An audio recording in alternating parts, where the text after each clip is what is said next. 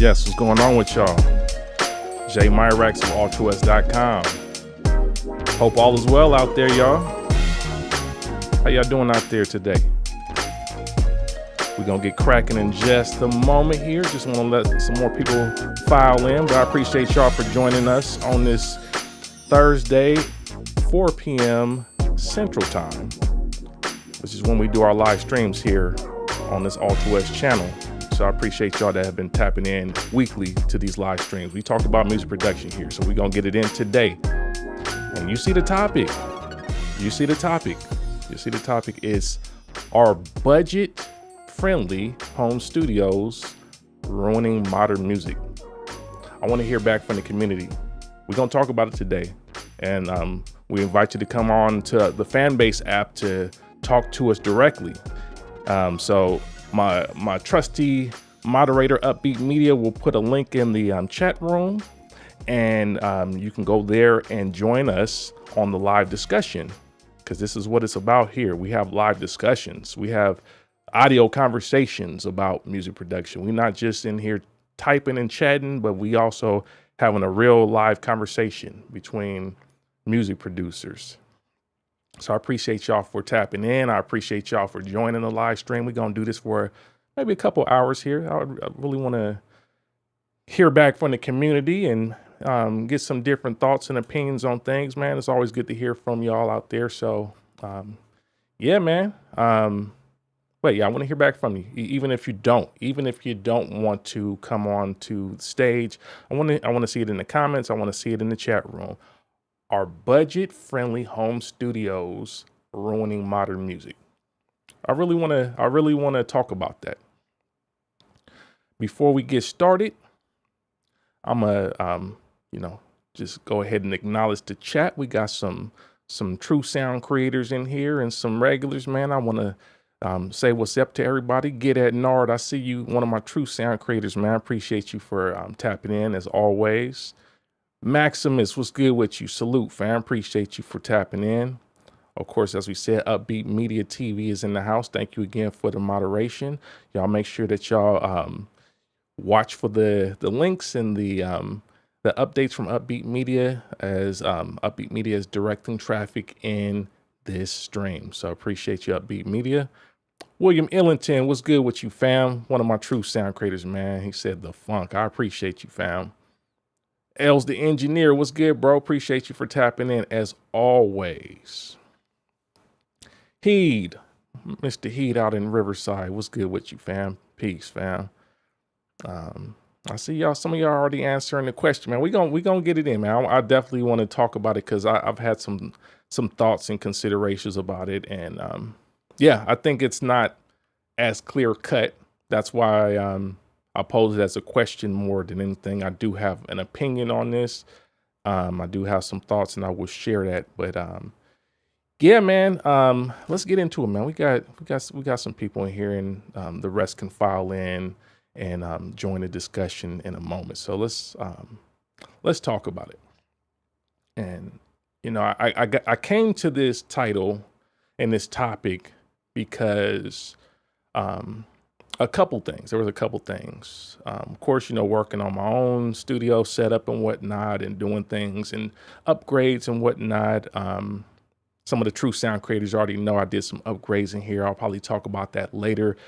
True sound creators definitely going to get a private stream, and we're going to talk about that a bit more. And I forgot, if you haven't become a member, become a member. Like, the true sound creators are in the house here. The true sound creators in the house, and they know what's going on. They talking about stuff already that y'all don't know about. And that's one of the perks of being a member of the True Sound Creators. So if you're not already a member, I recommend you become a member, because not only do you get the nice little green highlight of your name in the chat, but you also get exclusive content. We have over 40 hours of music production content. I do private live streams, private posts, and things that are just specifically for true sound creators. So you see some of the folks in the true sound creator group already asking about stuff that they know about that's going on in the studio that I haven't shared with the rest of the channel yet, man. So salute to the true sound creators. And yeah, I recommend you consider becoming a member. So Tyrone Sellers was good, what you found. No, we haven't done that yet. We're going to, like I said, we're going to do a members only stream on that. So be on the lookout for that. But this stream here, man, so the reason this came up, there's a couple things. Like I said, there was some updates and things going on in the studio. But the other thing that inspired this, there was a post by my bro, Epic the Don. Some of you guys know Epic the Don. Epic is a music producer. He's from the West Coast. He's from the LA area as well. He's definitely been a big producer on places like SoundClick, and has a pretty nice sized channel on YouTube as well. And I think he's helped to mentor some of the bigger producer and music influencers on YouTube. You know, I know him from mentoring also people like Curtis King, for example. So Epic the Don, is that dude. But I've known him for quite some time.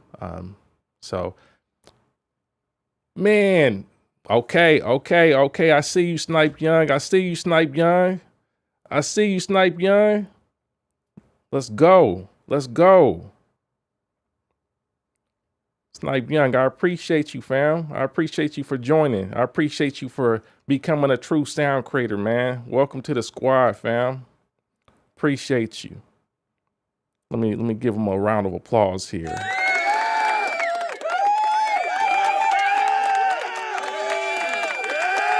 Yes, sir. Appreciate you, Snipe Young. And y'all make sure y'all follow Snipe Young as well, man. Snipe Young is a sound designer, producer extraordinaire. Definitely has some great content in the True Sound Creator. We got a dope interview with Snipe Young actually in the True Sound Creator membership. But yeah, welcome to the True Sound Creator membership, man. I appreciate you as well, man. That's my bro. But yeah, Epic the Don, man. Epic the Don posted something that really made me think the other day. He said, the saddest moment of realization in my music career was when I found out the super producers weren't making any of the beats. Not so super. Man, I'm gonna say that one more time. He said, the saddest moment of realization in my music career was when I found out the super producers, quote unquote, weren't making any of the beats. Not so super. So it made me think about some things, and I responded to him. And said, you know, for me, DJ Battlecat is still a super producer, and we've all seen him make the beats. He actually does the thing that we think when we say a music producer. And then Epic was like, you know, he responded back, and he's like, yeah, but you know, we, as in me, him, Battlecat, etc., came up on the West, where if we didn't do it all, you weren't ish. That was his response to me. And I agree with what he's talking about. Because especially out on the West Coast, like the West Coast music production scene is very much rooted in this one-man band concept.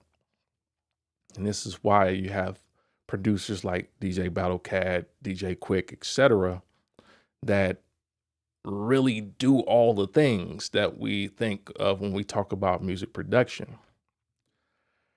And those were some of the first like real influences that I took towards, and like I started to like kind of mold myself after as a producer. Of course, I have other influences. I have tons of other producer influences. And I won't say that this thing is just specific to West Coast production. So don't get me wrong. I'm just commenting on the fact that the West Coast music production scene is very competitive in that manner. So even some of my peers and contemporaries like Terrace Martin. Terrace Martin's maybe a couple years older than me, but same generation, I would say. Terrace can do everything.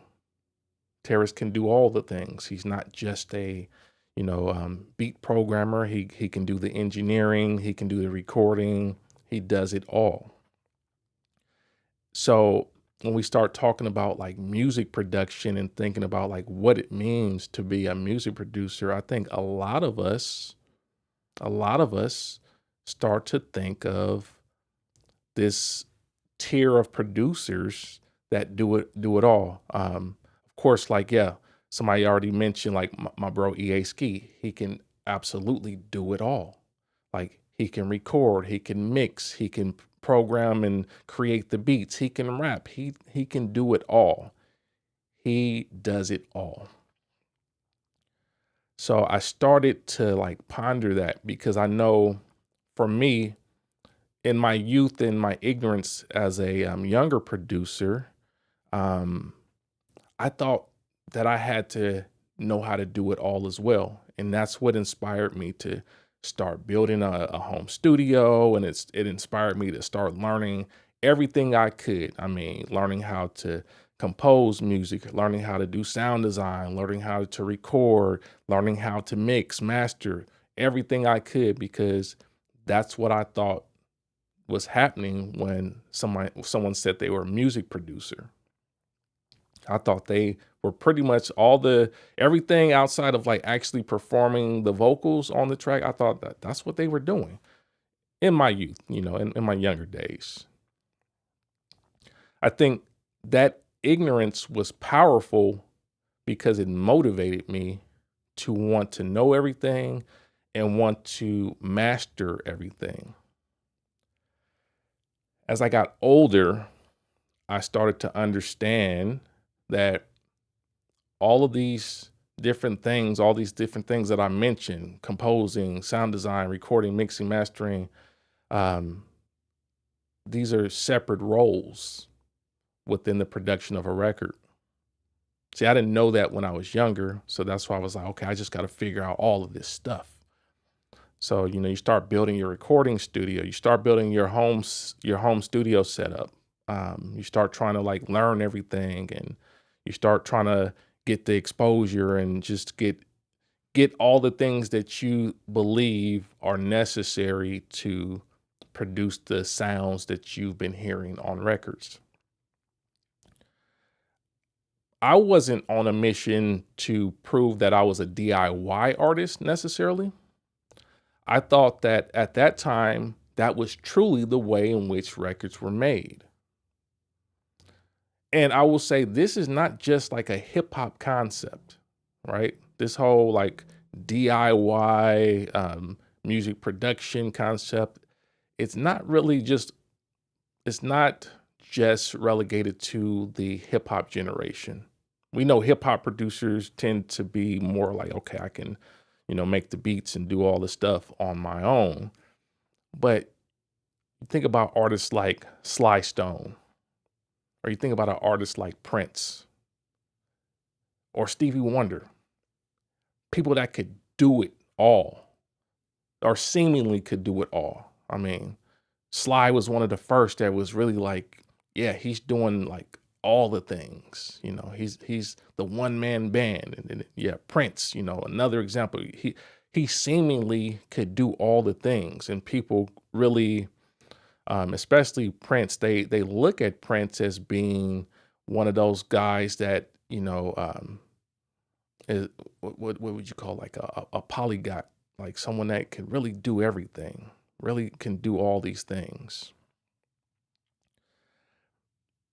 Over time, I learned that, production has different roles and they're different players. I learned about the different players. I learned that some of my favorite, producers were using keyboard players and guitar players and bass players and drummers, and some of them had drum programmers, and definitely a lot of the hip hop records that we love were engineered by very specific engineers. Um, a lot of those productions weren't done by, or a lot of those records were not engineered by a quote unquote hip hop engineer, right? There weren't any hip hop engineers. A lot of the classics were engineered by like rock producers that had a different set of experiences and different expertise, domain expertise. So I learned these things later. But now, when I look at the online music production community, there seems to be still very much an obsession with performing all these different tasks in the name of being a DIY home recording artist. And the reason I'm saying today is because realistically, my ignorance was based upon a lack of information. Today we have YouTube, we have all these different websites. When I'm getting started, there was no YouTube. There were magazines and stuff, but the limited amount of information kind of kept things a bit more mystified. But today, with YouTube, with all the other tools and resources we have, there still is an obsession with being this home recording DIY person. And I think the DIY title gets thrown out in different scenarios, and I think some people use it better than others. I think like Curtis King has a good concept of it because he's really talking about like, how he's in control of the relationships with his customer and delivering the actual end result to the customer. And I think that is a different concept than like, hey, I'm DIY because every single thing, every single sound, every single snare, every single vocal, every single, EQ or whatever you hear on this record is done by me. I don't think that that is necessarily the bar for DIY or home recording. I think a lot of this mindset we see on YouTube and the community, like the internet community especially, is centered around building an affordable, budget-friendly recording setup. That's a lot of the conversation. That's where you see most of the excitement and the conversation happening on all the like major influencers within the producer domain, especially. They're all kind of focusing on like how to build the perfect home studio, but really like a lot of it is like the budget recording home studio. I think a lot of this mindset is also centered around being able to do everything without needing to work with anyone else. And I think this is where it gets a bit problematic as far as the mindset is concerned. Now, I believe that there are levels to home recording, and we should be realistic about home recording and what the limits are, especially within the scope of a budget-friendly setup. There are limits.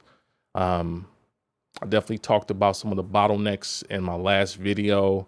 If you didn't check that out. But I definitely talked about like certain scenarios where you don't have the right thing, you don't have the right gear, you don't have the right setup, and you need to do something a little bit more to achieve your goal. But digging a little bit deeper into this, right? I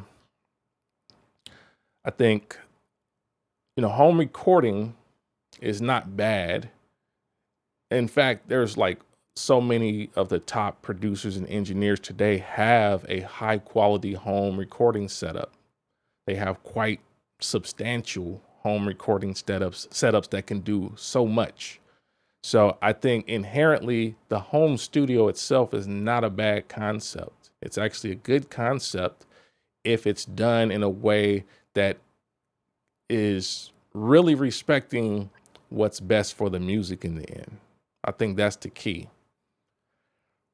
But I think the problem is that there's a lot of producers, especially, that are content with stopping at the first thing that enables them to produce a song. And this is kind of leading to a lot of complacency within music, and it's not helping to inspire generations like after us, because the complacency of just, I built a recording studio that, is good enough to like record songs, and I can put songs on the internet, and that's enough. We're not getting the ambitious projects from a lot of people, because they're stopping at what can be done in the confines of their home recording studio. Like they're stopping there. They're not thinking more expansively, like, hey, this home recording studio is a way for me to build an idea, but the vision for the project is much greater than just what I built here. So I think this is where the DIY mindset of the home recording studio may be failing some of us, because we're getting complacent with like, yeah, I made a sound and it's close to what I've heard some other music producers or, artists have done and released as like finished records.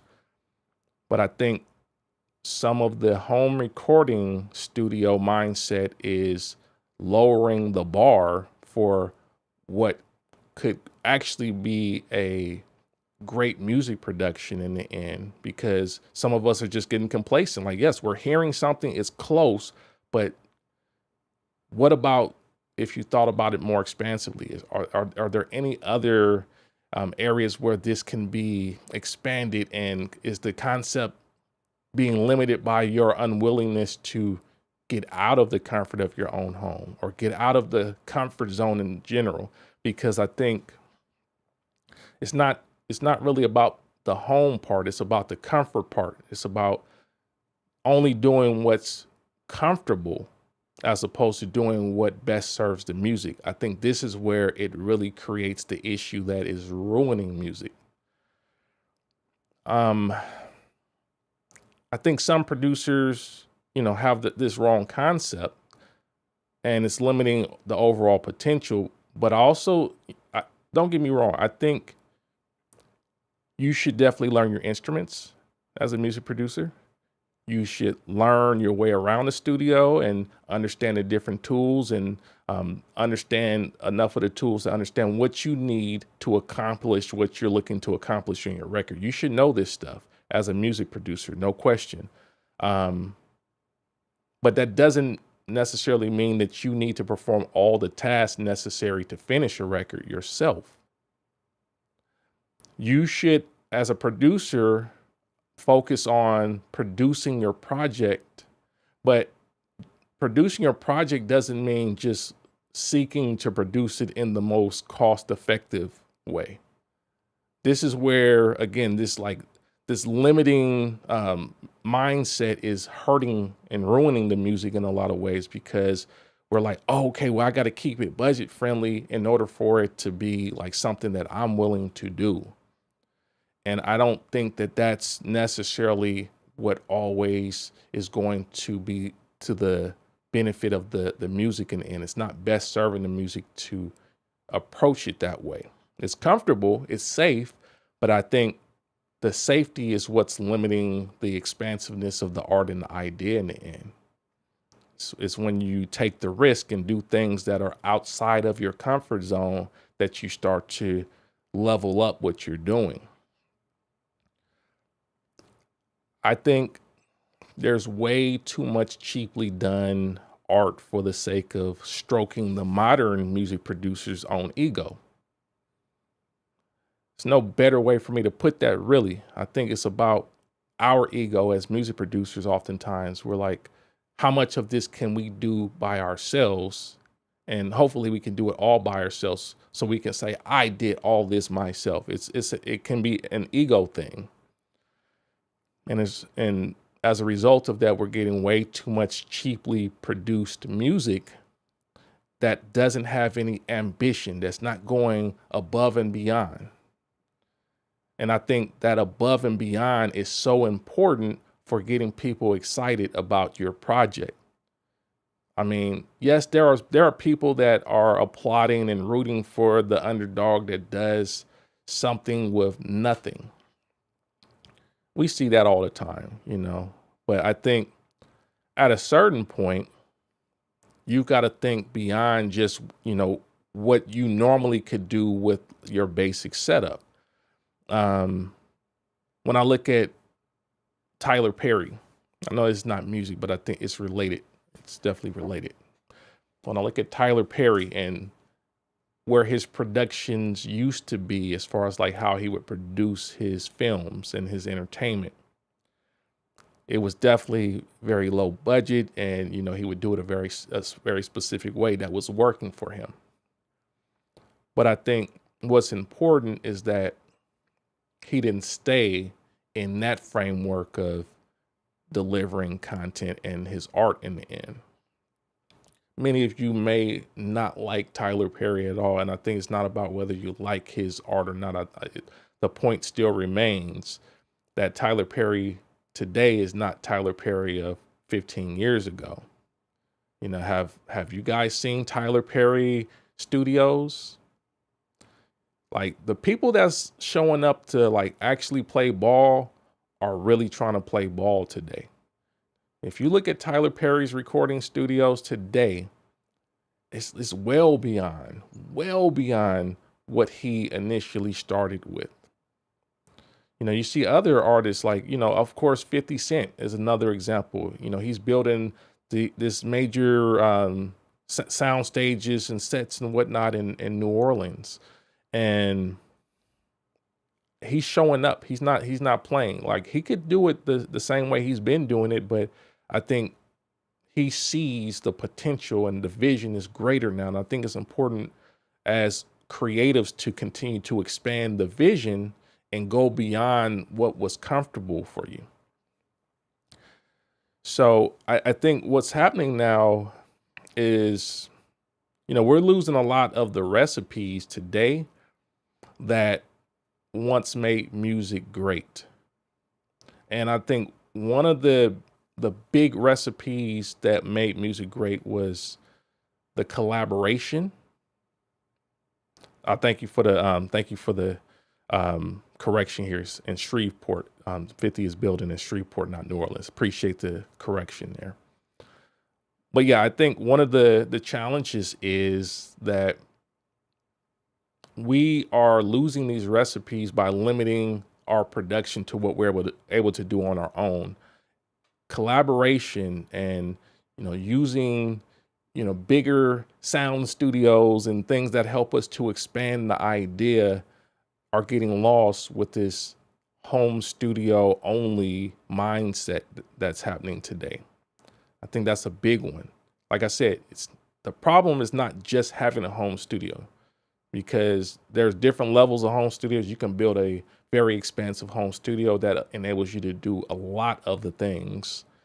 And that in itself could be a risk if you start to expand and start to really like go all in. I'm not saying that this is what all of you guys should do, but I think there's not enough people taking the risk and like really going for it and going all in on a project. That's not happening.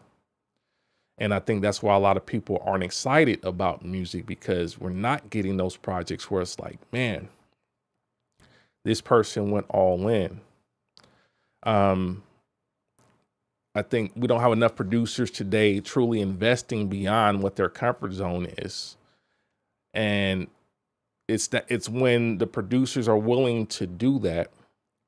And we can say the labels and whatnot too, but I think if you guys are not signed, then you guys are responsible for putting the music out. So it falls on you in the end. If you're not signed to a record label, we can talk about record labels too, but I'm talking to you, and I'm assuming that the majority of the people that are watching this stream are not signed to a major record label where it is their responsibility to make these investments. So I'm saying you because a lot of you are investing something into a home recording studio, but does it stop there? Should it stop there? I think because you have this obsession now with like having to know everything. One of the big reasons that many producers like get obsessed with even watching YouTube is that they're hoping that some other tool or technique that comes across the screen is going to help to make their project more compelling. But the reality is it's really the vision and the expansiveness of the idea and the execution of the idea that really can get people excited. Like, yes, it's important to learn new techniques and whatnot, but I think having the vision and the know-how to assemble the right team and assemble the right components and elements together is what's going to help you to really achieve your goal in the end. So there's a certain limit to like how much of this, how many cheat codes you can get on YouTube before it really doesn't help you to like think more expansively about the project and the potential of the project. I think we don't have enough producers that are truly investing in something beyond their comfort zone to expand the music and make a greater impact.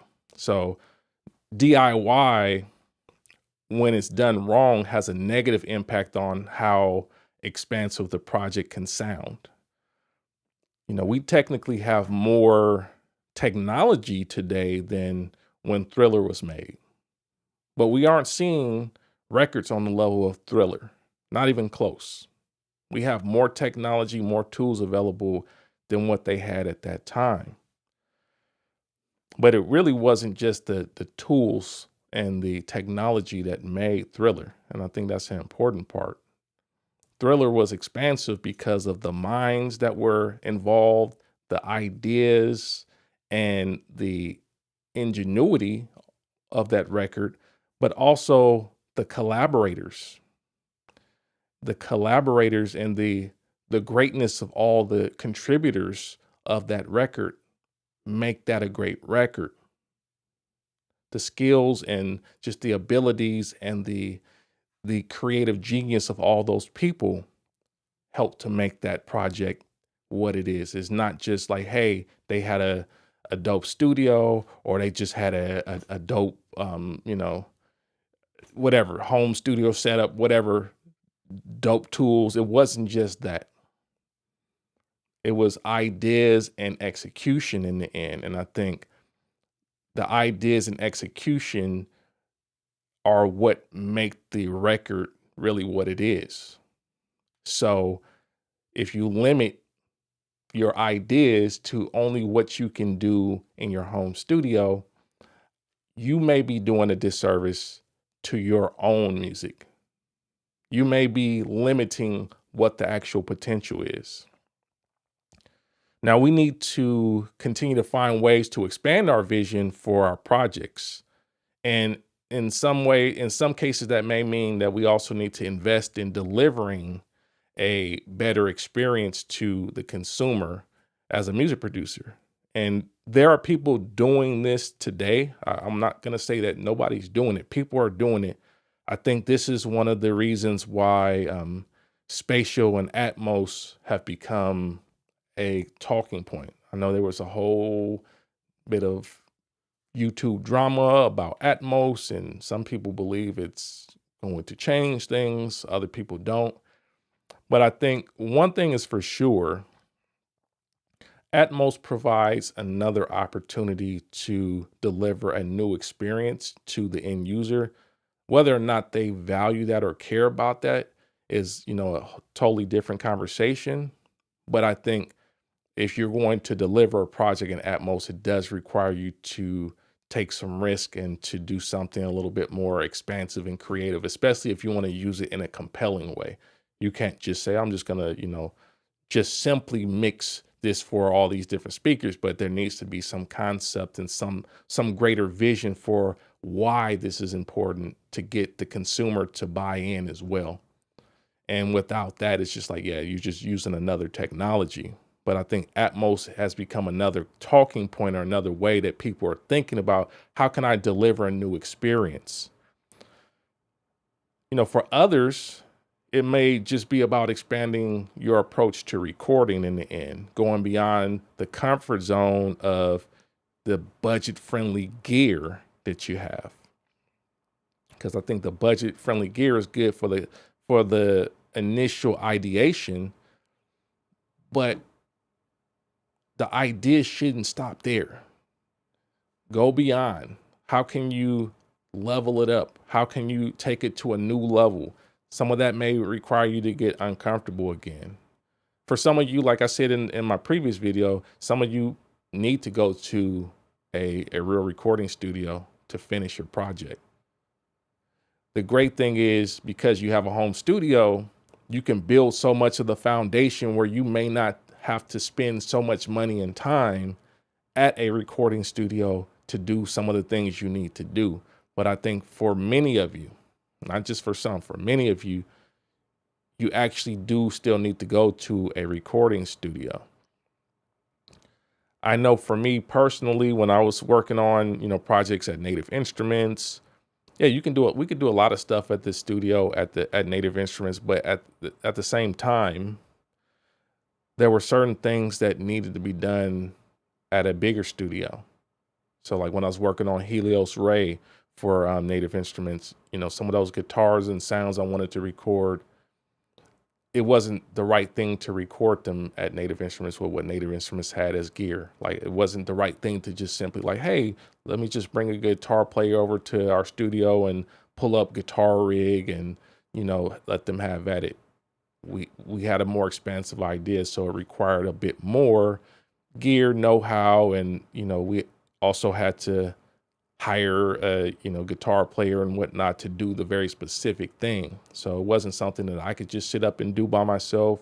So I had to expand and go beyond just what was comfortable for me. Like, yeah, I could just do it here, but no, taking that extra step made it where it became something much more impactful. And I've heard those guitars in movies and all kind of stuff.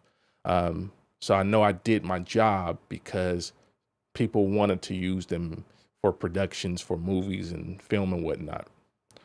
Or, even when we were working on George Duke's Old Treasures, I've mentioned this before, but George Duke's Old Treasures was a product that was initially supposed to be just a keyboard library of licks. It had really nothing to do with George Duke.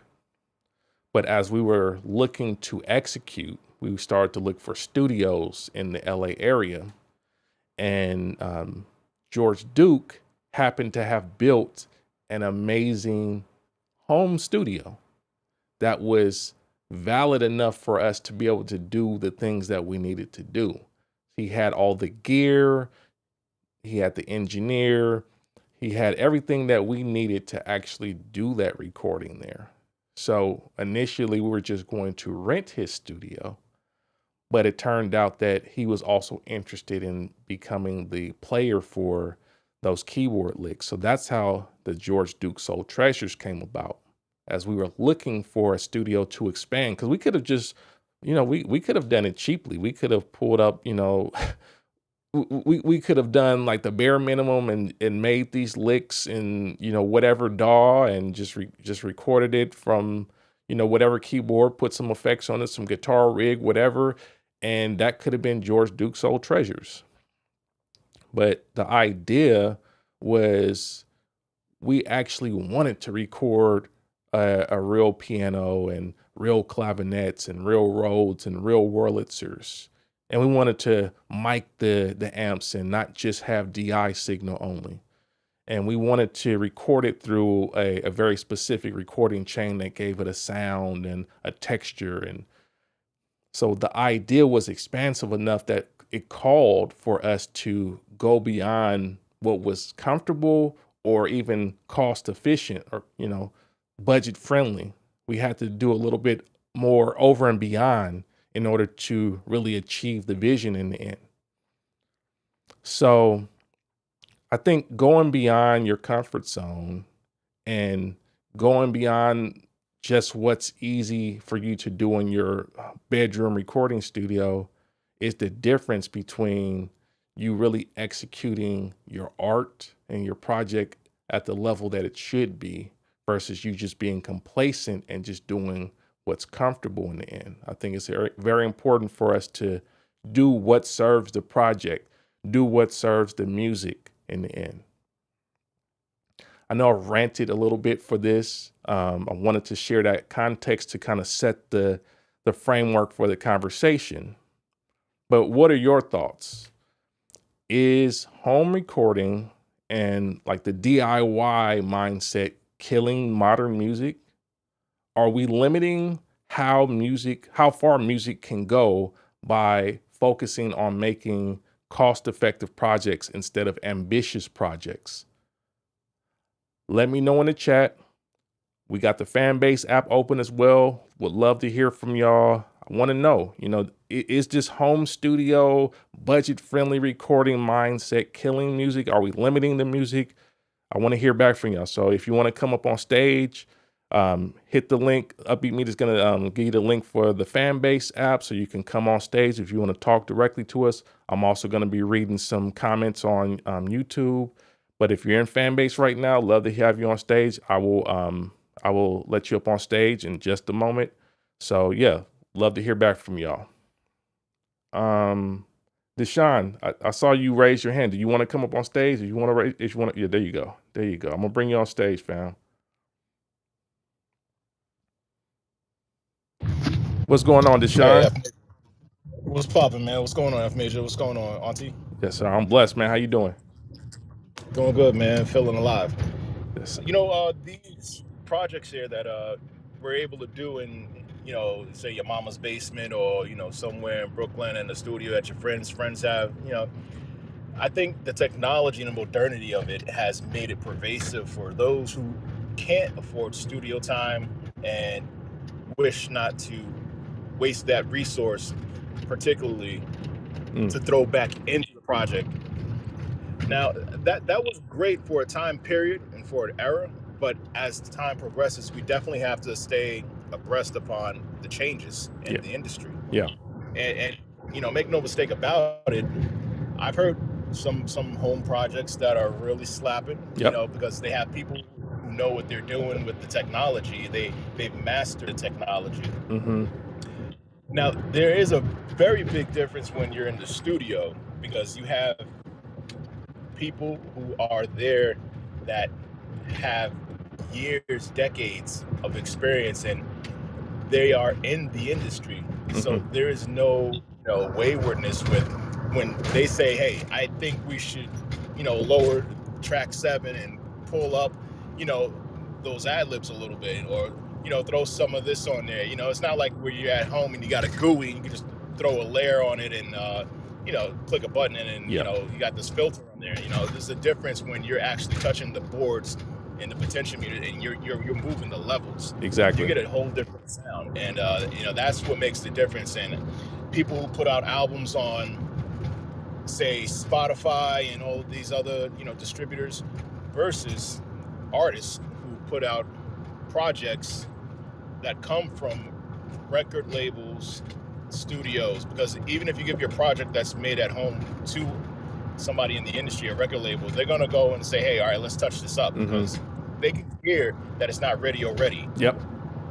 And that's a very real thing. I'll rest my mic there. Y'all got it. No, that's good. That's very good. I think that's an important note, is that experienced professionals definitely can hear the difference and know the difference. And it's not to say that you cannot build a quality production from a home studio, but I think there are realistic limitations, especially depending on what you're trying to accomplish in the end. I think, virtual instruments and other things kind of create a paradigm where we also have the ability to kind of bypass things that would normally be done in a on a project. Like, oh, for example, hey, I want horns on this project. I can just pull up a virtual instrument, whatever the best horn section is on virtual instruments. I can just pull that up now and say that's the horn section I'm going to use for the project.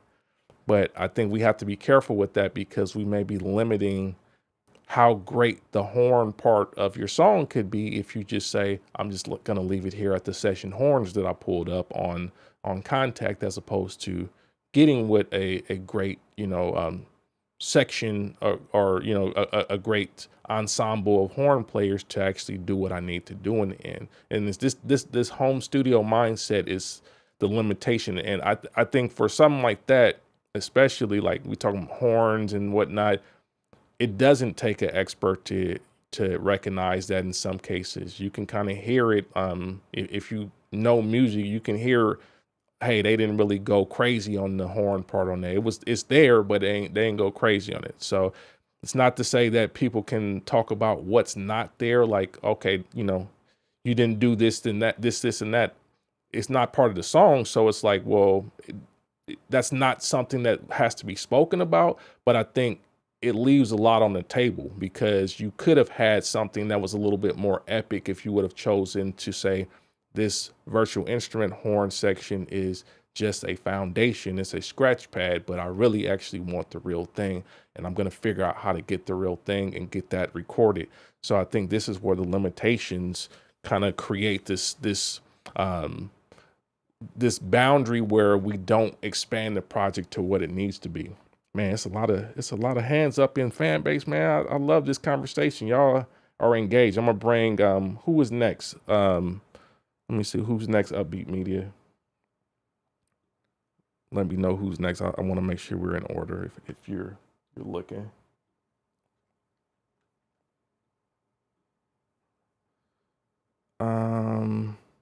Let's see here. Andre. I'm gonna bring Andre up. Andre, what's going on with you, fam? Good. What's good? Can you hear me? Yeah, I can hear you. How you doing? All right. So I just wanted to say for the longest time, I used to be a big fan of you could do it all yourself at home. Mm-hmm. That was until I decided to actually book a studio session one time at Patchwork Studios here in Atlanta. Yes, sir.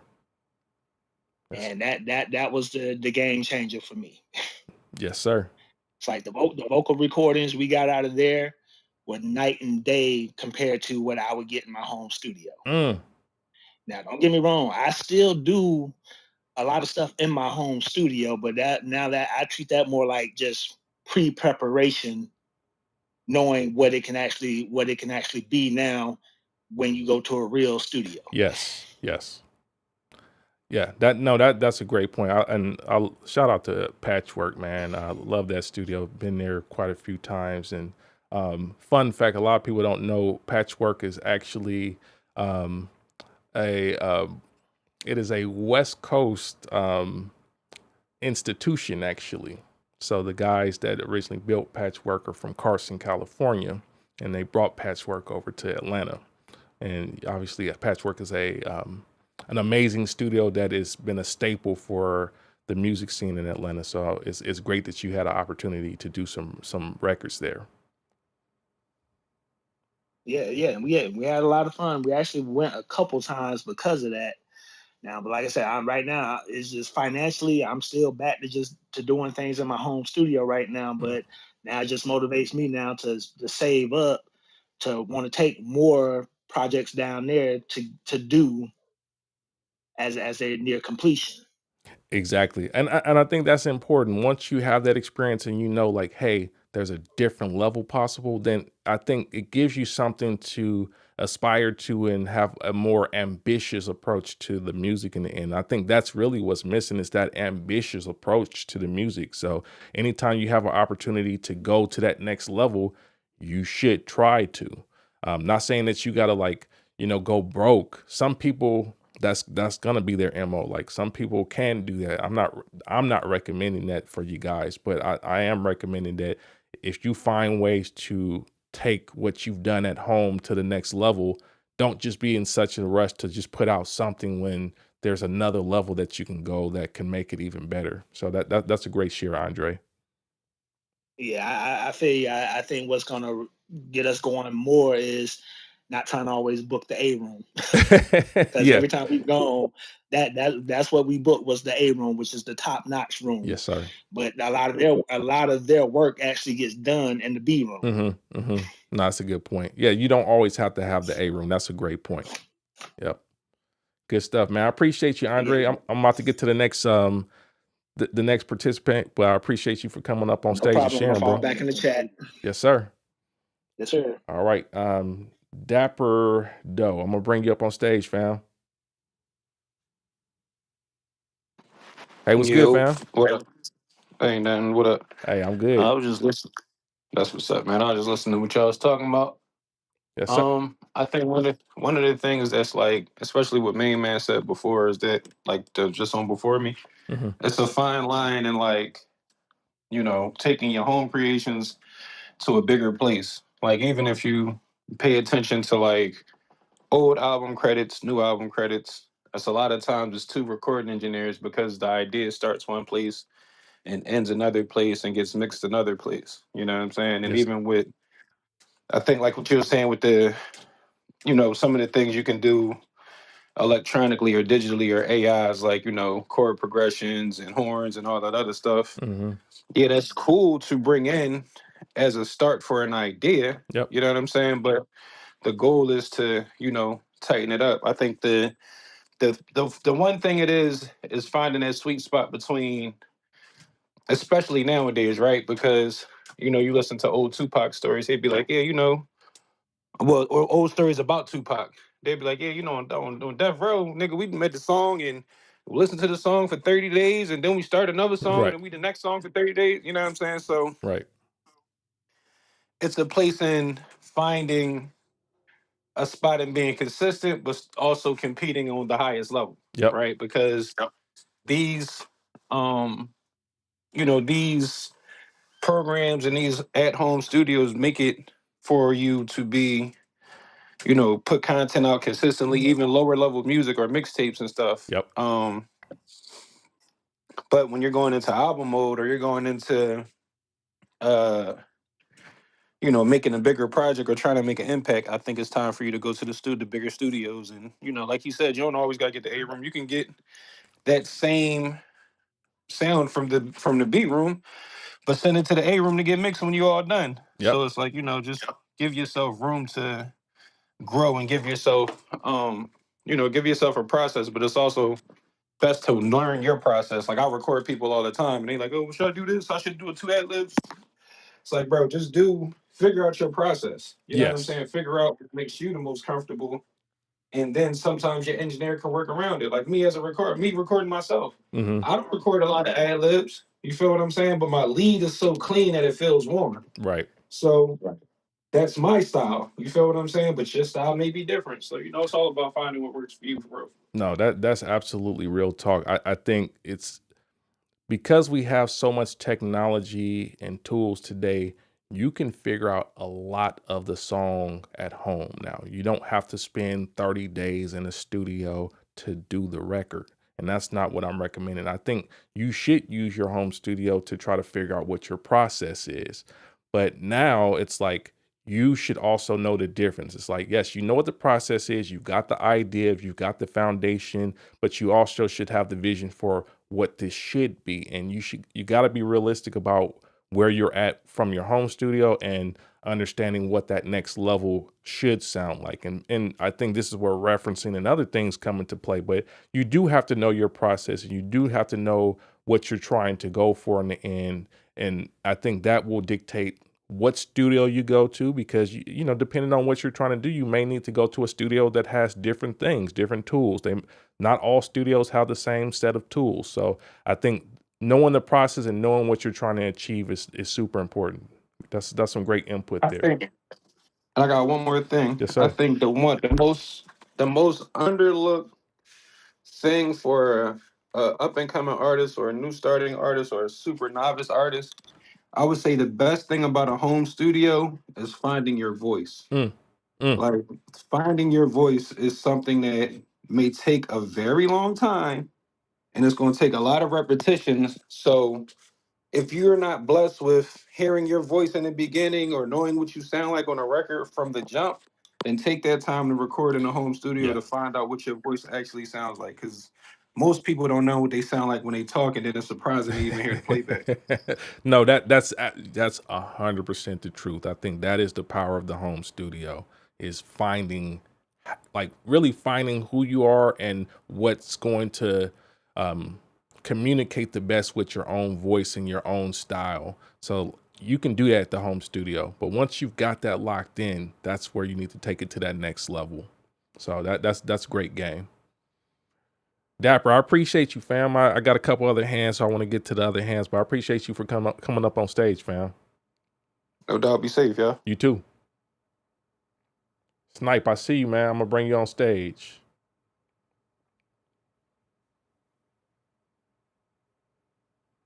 Snipe Young, what's good? You. What up, man? Not much. How you doing? Coolin', man. Coolin'. So I got a different angle. Okay. So I think I don't think the the big studios or whatever is like the gateway to the modern music not being ruined, if that makes sense. Expand. So Yeah. reason why I say that is because I have a home studio, and when I go to big studios, we're not using the stuff that's in the big studios for real. So it's not like you're using all of the gear, all of the you're not. I've been in some studios, some spaces like Westlake and all these different spaces. You're not running the stuff through the SSL for Right. real. Right. Unless it's just something that the whole record is requiring you to run everything through the board through to track it out or whatever. If you're doing it that way, then yeah. But 9 times out of 10, you plugging in through the aux cord, For or sure. you plugging in, or you tapping in and going to the board, just running in through a stereo line. But your laptop is on the production island. You know what I'm saying? So you're not really utilizing the stuff that's in the room for real anyway. So it's not necessarily just because it's a home studio, the modern music isn't as creative as it was, like you said earlier, like back in the day with a Thriller. You know what I'm saying? Because it's more so of the mindset. I think the minds aren't as broad as they were back then to make the music not be as far or not as how would I put it, creative or risque as it was back in the day. You know what I'm saying? Now it's like everybody got the same laptop, everybody got the same plugins, everybody got the same DAWs, everybody got the same sounds, everybody got the same VSTs, everything is the exact same. And then you want to make Thriller. Yeah. You know what I'm saying? Or you want to do something like some creative like a George Clinton may have done, or some off the wall like Bootsy Collins playing the bass and putting pedals on. You know what I'm saying? This stuff was just experimental. Yeah. So I think it's less of a where it's recorded, where it's created, and more of the acceptance of something that's off the wall, or the acceptance of something that's creative, because the algorithm not saying they want to see creative.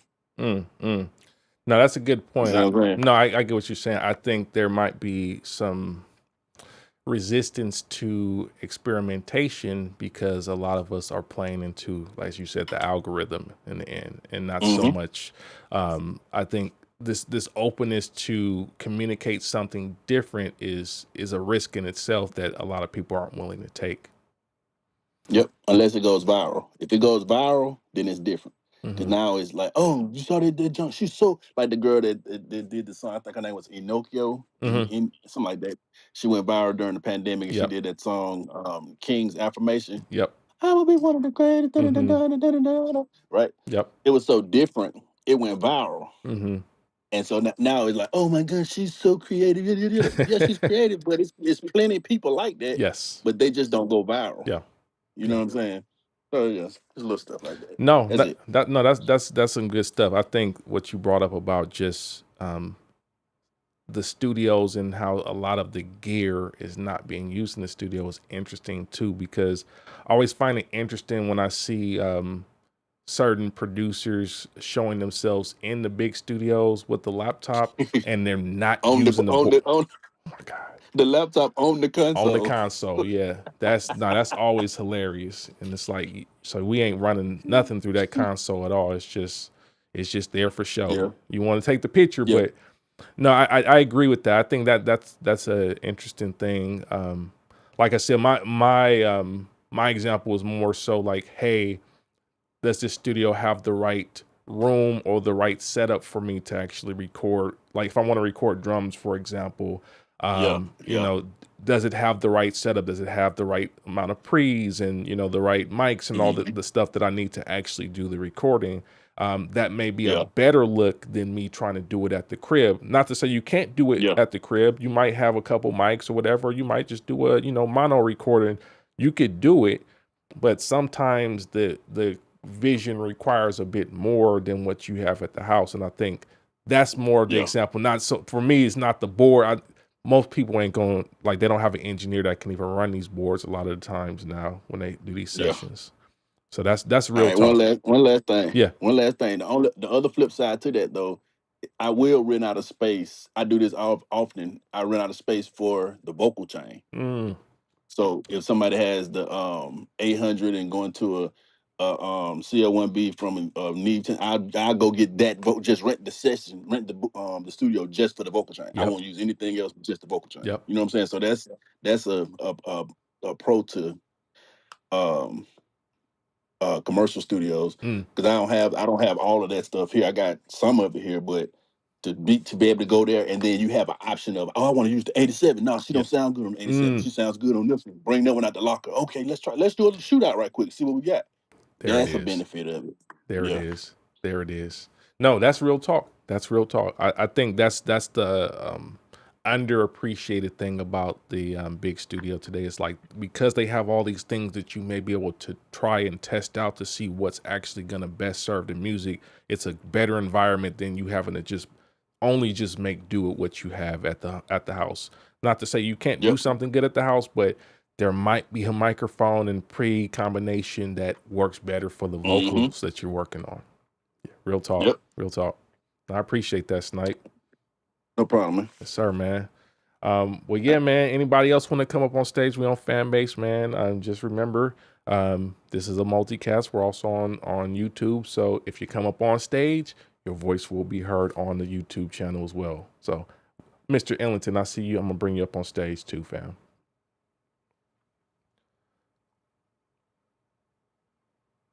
What's going on with you, fam? Chilling, enjoying the conversation. Yes, sir. Yeah, I just wanted to add my 2 cents, like, as someone that kind of taken this on of doing everything myself. On one hand, it was a very long time for me to get good at stuff, because I was trying to get good at all of it. And now I'm like, I've been pivoting to writing, and you know, I find myself wearing too many hats and getting sidetracked. And even when I'm being productive, I'm thinking, like, say I record something and I'm like, well, I guess I'll edit it a bit, right? Next thing you know, I am tweaking this mix and getting things sounding good for like weeks. And it's like, that's weeks that I could be writing and recording songs. It really takes up, it's time consuming to really do it all. And when I'm looking at gear, like on the store online or whatever, like, I have to remind myself, this isn't a commercial facility. This is my apartment. You know what I mean? And so I am looking at it that way. And I'm really thinking, like, as I move forward, and I'm happy with my music or whatever, but I'm thinking maybe next project I bring in a mastering engineer. If there's one person that should come on board, at least, is a mastering engineer, because I know I'm not that. I know I don't have the gear for that. That is a very specialized thing, I think. For sure. Yeah, it's becoming inefficient. It's too much. Like, I'm not saying I lack the talent or skill, but, you know, the idea of bringing other people on has crossed my mind lately, and just interesting you brought that up. On the flip side, it's made me really good at some stuff. Of course, And, of course, it's yeah. it's a double-edged sword. You know what I mean? It really is. No, you bring up some great points. I think, especially with the mastering thing, because there are so many different tools available now.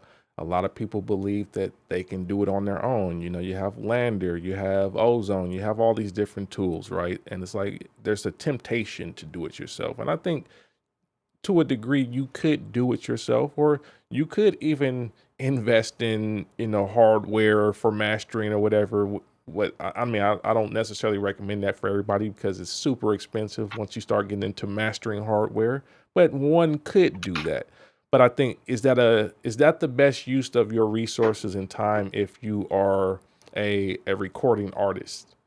I'm not sure that I would say that that's the best use of your time in the end. I think you could do better by enlisting someone that has those specialized tools and has that knowledge that can get you the sound that you're looking to get after you've done all the recording and mixing in that case.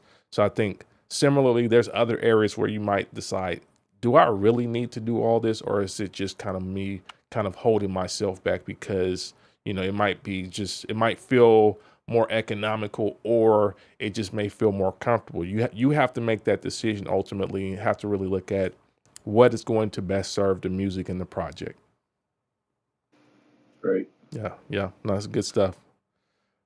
Yeah. That's all I really have. I'm just reflecting and actually thinking about, like no man's an island type thing. You know what I mean? Right. No, that's good stuff. Yeah. That's good stuff, man. Well, keep me posted, man. I'm definitely interested in how things turn out on your journey. But yeah, man, I think it's good to like actually have that insight and think about it, man. That's good stuff. All right, peace. Peace, man. Terrence, I see you, man. I'm gonna bring you on stage.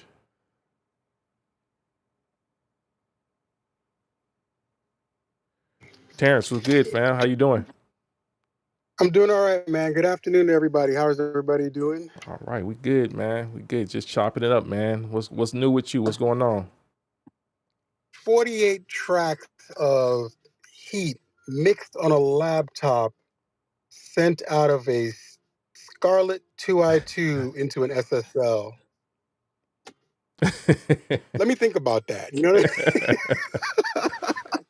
Yeah. You know what we used to do, and I never understood this because I agree with you. You go in the studio, you see everybody on the producer island or the production island, and not using the SSL or whatever mixer or whatever. Like what we did was we make the beat on a laptop, right? Just in general. Mm-hmm.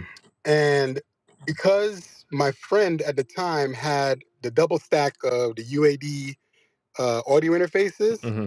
he had a like a little rack thing that was in a case that he traveled with when he was going to the studio. And what he used to do was set it up with 32 channels out of his laptop to run through things, to go through the console, to track it that way into Pro Tools. And I was like, the first time I saw him do it, I was like, why the hell are you doing all of this? Right. And then I heard the results on the other side because he was at the studio. He had access to the SSL and an insane amount of stuff in the room. And he was like, this is the only way I can get this to be different than if I just brought the 2i2 and plugged it into an SSL aux. And I mean, I think that, and like you said, the ability to use a myriad of vocal chains for the artists, it gives you, the opportunity to have insight into everything. You know what I mean? Like, okay, this works, this doesn't work. Like, oh, you know what? I know we're at this expensive studio, but unfortunately, well, not unfortunately, but the person's voice works best with an SM57. Wow. But their backing vocals don't sound great with the SM57. The U87 might actually be better for the backing vocals. Like, you start to learn these things because you have access to all this stuff. So I still think the studio has its purpose, but you can do a lot of it at home. Of course. And that is just the reality, like you said, but use it the right way. Take the advantage of that opportunity. You're in this $1 million place. Use everything. Don't just 2i2 it in. You know what I mean? Yeah, no, that's real talk. That's amazing. I appreciate you sharing that that workflow as well, because I think that could get other people thinking about like just different opportunities that exist in a larger studio. I know as Snipe said, some of these studios don't have the capacity to actually set you up to run through the board. Some of these boards are not in working order or repair at some of these studios even. But I think if you do your homework as a producer and call up and make sure that they have the setup that you need and it's appropriate for what you're trying to do, then going to the studio helps you to achieve that next level of sound and differentiates yourself as far as like what you're doing on the production side. So I think it's doing the due diligence first to make sure, do they have the setup? Do they have the board I want to use? Is it in working repair?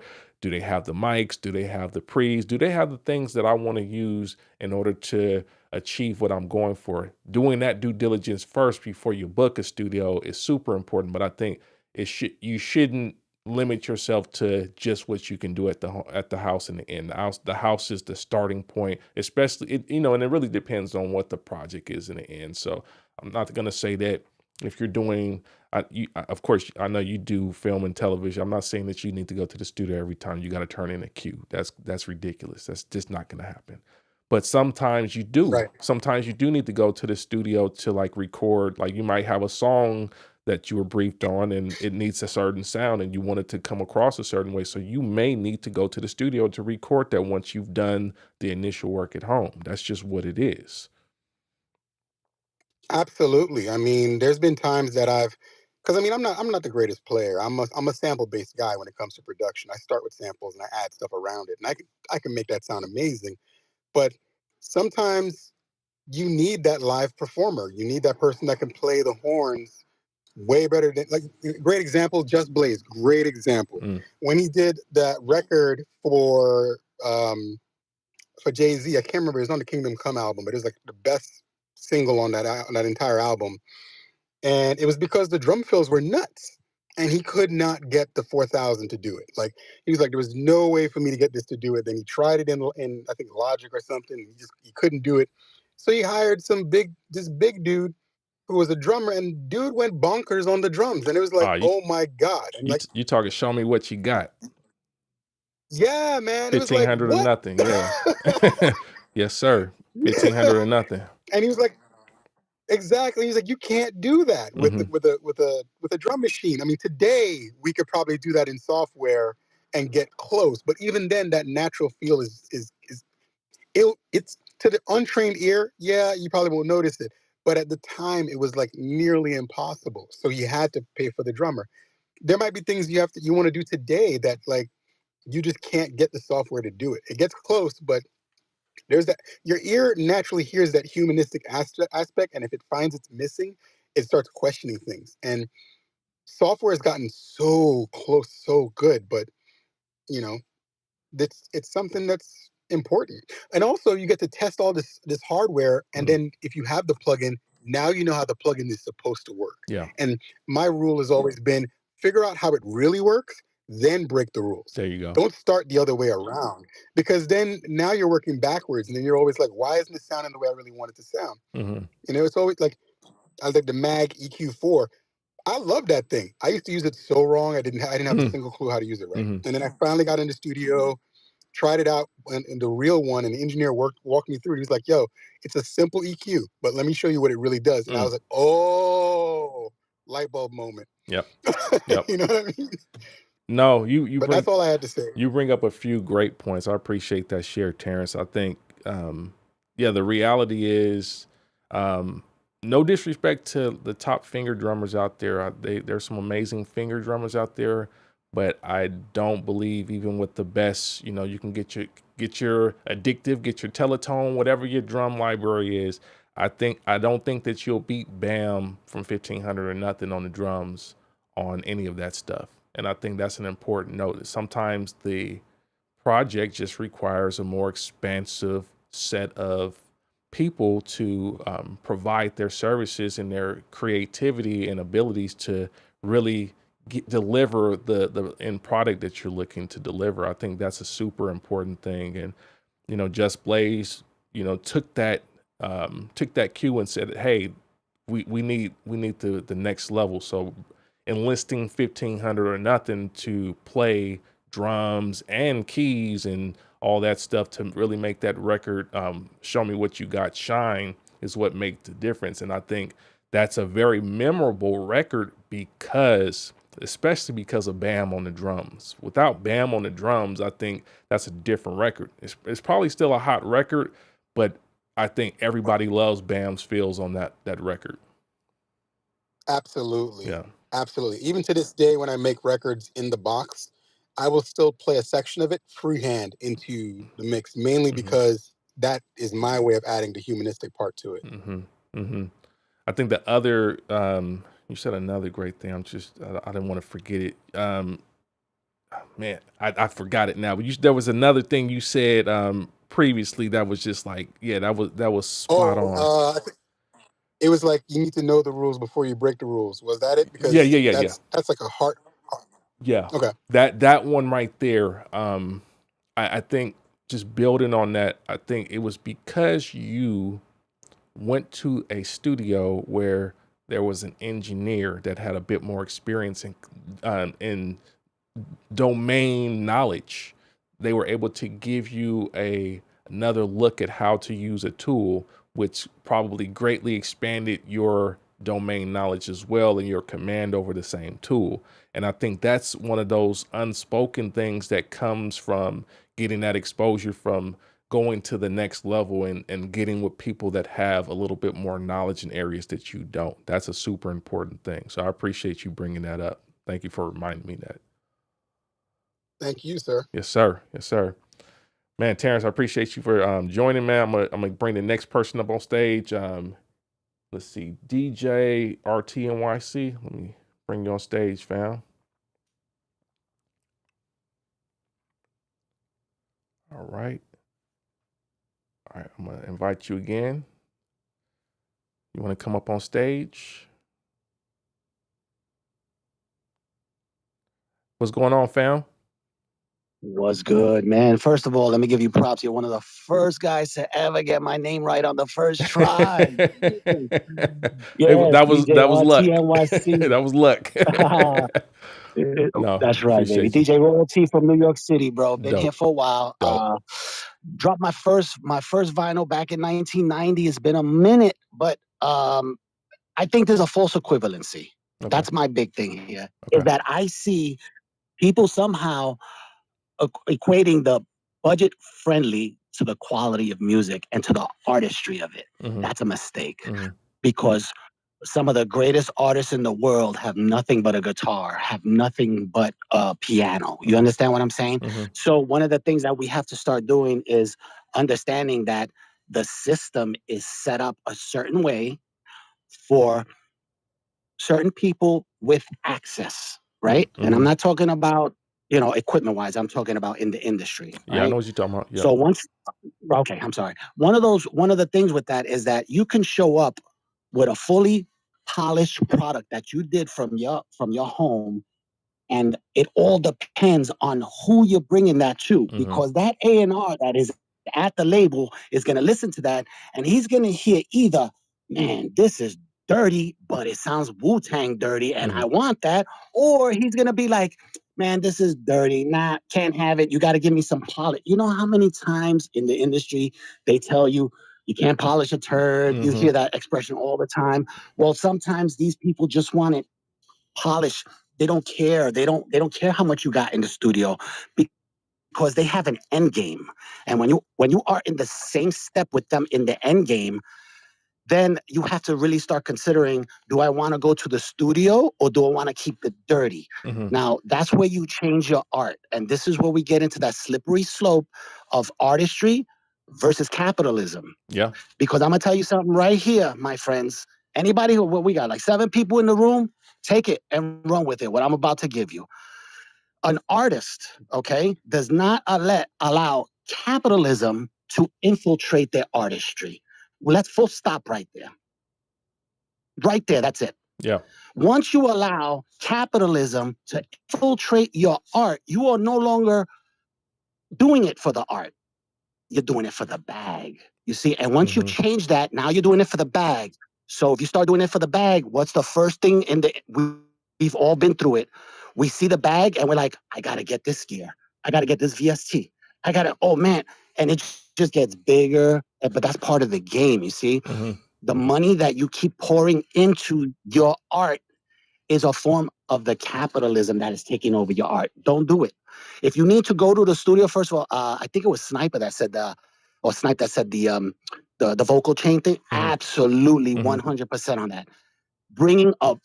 Now, you don't have to go straight to the studio for that. You could bring them, like me, I have a home studio. Yeah. Bring them to the studio if you need to, just to get the vibe going. You work it all out, then you go to the studio to record it with the chain. Yep. You got your blue mics, you got whatever you want to do, because that's where you're going to get the polish that you need. But there's absolutely nothing wrong with having a budget-friendly studio in order to get your art where it needs to be. If you're chasing the bag, that's a whole different conversation. Again, do not conflate artistry and capitalism. That is one of the biggest things that are going on right now with all social media, is that everyone's selling capitalism. No one's selling their art anymore. And that's one of the biggest problems we have today. Yep. It's one of the reasons I joined Fanbase, is because I want to be like, okay, there's other artists who think like me. Let's go, let's collab. You know, I don't know what the context is here, but like, I'm launching my label. I launched a label back in, what was my first label, was like in 98. I'm launching another label now, but the label that I'm launching now is not for money.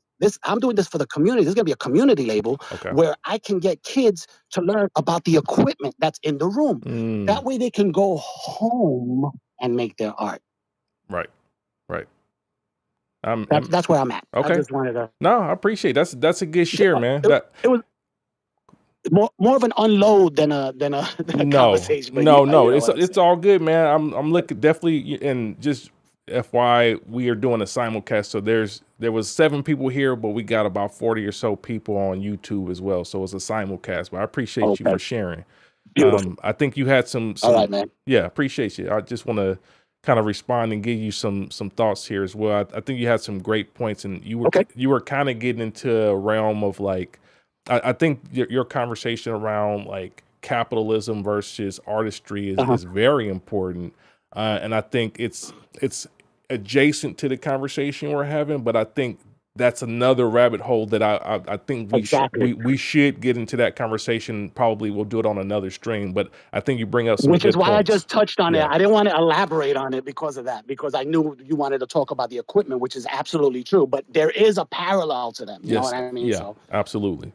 No, that's a great point. Man. Yeah, appreciate you, man. Good on you. Thank you, bro. Yeah. Appreciate you. Yes, sir. All right, man. Maximus, fam, I see you. I see you with your hand up, man. I'm gonna bring you up on stage too. Maximus, what's good, fam? What's up with you, bro? I'm good, man. How you doing? Hey, man, I'm upset, man. What's up? I'm upset, man. 50,000 on my head. It's disrespect, man. You talking about home studio people, man. I feel some type of way. I'm just playing. That's the point. I feel so. No, I'm just joking with you. But I would say, to put my 2 cents in, I would say it's more of a yes. It's more of a yes. It's actually affecting the quality and the making of music, and it's a small no, saying that it's basically not against making music better. And I'll explain it like this, as simple as that. Is this? It's basically like, is the irony of all home studios, and everybody on here got to be honest, is that if you're just starting out, you don't have it like that. Yeah. You don't sound like a major studio. If you've been doing it for 10 years, you might sound like that. When I say might, you might sound like that. If you're doing it for 20 years, you maybe sound like that. But it takes so long to get it figured out. Yeah.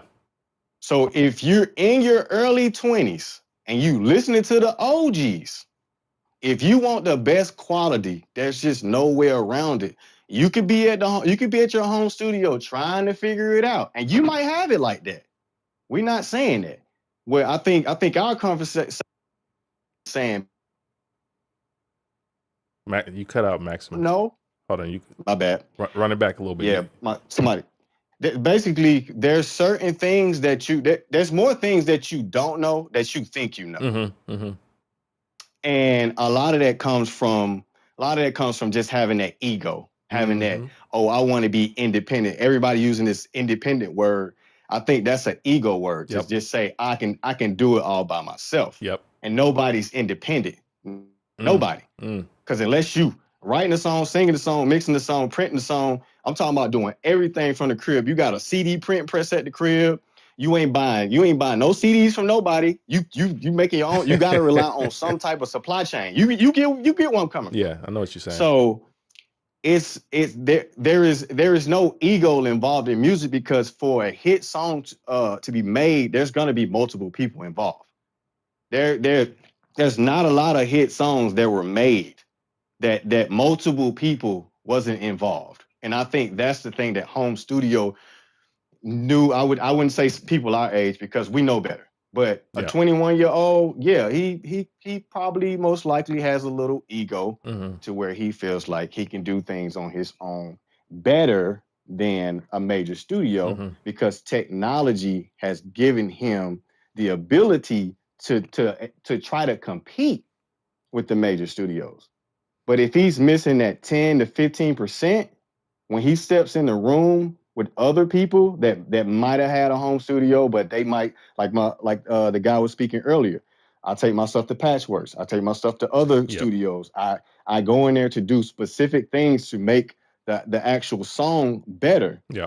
Once you're in the room with these people and you play your stuff up against these particular people, you're gonna know that you're missing that 10 to 15%. And all the OGs on here know how that feels. It's not a good feeling. You at home, you're like, this shit is banging. You go to an A&R meeting at the studio, and it's you and a bunch of other producers. And the A&R is like, man, hey, okay, you next, come up, what you got? And you play your stuff, and it's cool, it's decent. And then the next guy plays his stuff, and he may have handled his business a little bit better than you, as far as picking what engineer he needs to use for tracking the vocals, picking what engineer he needs to maybe track a keyboard player. He might have dropped his ego and said, I know I did the percussion for the beat, but I might have my homeboy come in and do the whole beat over. Yep. You know what I'm saying? So it's a lot of things that we don't know that we think we know. You know what I'm saying? And I think the young guys, they're kind of caught in that conundrum where I got the technology and I got the ability to compete, but let's just be honest. Are you really competing? Now, you bring up some good points. Let's stay there for a minute. You said something that I think we need to discuss, and it's the younger guys especially. I think part of the challenge that we have now as older heads is that the wisdom that we have and are trying to provide can sometimes conflict with the age that we're in and the examples that they see as younger people. I think because they can see things go viral from TikTok or from Instagram or whatever. Now you have to compete with this idea that, hey, like I saw such and such do, a viral track from their house, and it doesn't even necessarily sound great, but it still worked. Now, how do we as the older heads convey that, hey, there's another level to what you're doing? Because I think they may see, no, that person already achieved that level and they did it without all this stuff you're saying. It's a question. I don't have the answer, but it's Yeah. Yeah. I think what really messes it up though is the stories that are successful, like Billie Eilish. Yes. But her brother's a incredible, producer. So it's a little different. You know what I'm saying? Like I said, it's a lot of stuff we don't know that we think we know. Now, obviously, he has it figured out.